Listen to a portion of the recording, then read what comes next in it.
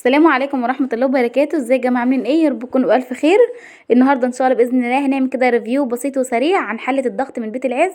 هي الصراحة يا جماعة حلة ممتازة، انا عملت فيها جميع الاكلات، عملت فيها الكوارع والفول وكمان اللحمة الضاني واللحمة العادية، وكمان سلقت فيها البطاطس وكمان البطاطا، عملت فيها جميع الاكلات كلها تحفة يا جماعة. يعني بجد بنصح الكل ان هو يجيبها، بجد حلة جميلة تحفة جدا.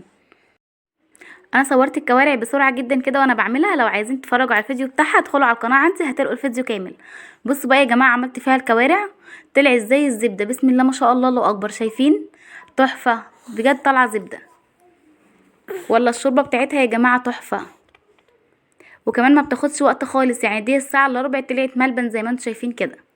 وكمان عملت فيها اللحمه الضاني زي ما قلت لكم، هي لحمه الخروف، برضو سلقتها ما خدتش خالص يا جماعه، يعني متهيألي اقل من نص ساعه كانت استوت. بصوا بقى، عايزه اقول لكم ان انا عملتها فيها طلعت يعني مش اللحمه بس، كمان دايبه الشوربه بتاعتها كمان، بسم الله ما شاء الله الله اكبر. شايفين اللحمه طالعه دايبه معايا ازاي، مع اني حطيتها قطع كبيره زي ما هي، يعني ما قطعتهاش. شايفين؟ تعالوا كمان نشوف انا دمست فيها الفول، كمان الفول طلع يا جماعه زي العجوه وتحفه. بصوا حطيت فيها الفول على الميه الساعه، حطيت فيها الفول وحطيت واحده طماطم وقرن فلفل وغطيتها وسبتها كده يعني حوالي ساعه او ساعه وربع. بصي ورجعت لقيت الفول بالشكل دوت، بس طبعا كان سليم، ما كانش ان هو اتهرس زي الفوله، فاضطريت ان انا اعمله بمفركه زي ما انتم شايفين كده. شايفين؟ تحفه يا جماعه.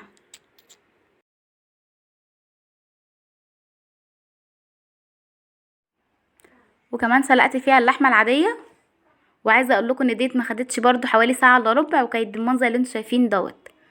كمان المفروض ان هي كانت تاخد معايا نص ساعه مش ساعه الا ربع، لان زي ما انتم شايفين كده بصوا اتهرت. شايفين؟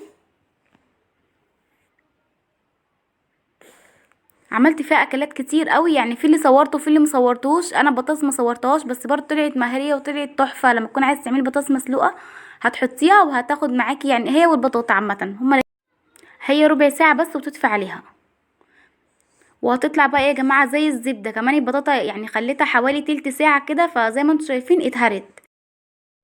ما نخليهاش تكمل 20 دقيقه، لا ربع ساعه وافتحها عليها هتلاقيها بقت تمام. بصوا انا سبتها وقت زياده فاتهرت معايا. والبطاطس برضو نفس السوا. شايفين يا جماعه؟ بجد بنصح الكل يجيبها، حله تحفه في منتهى الجمال.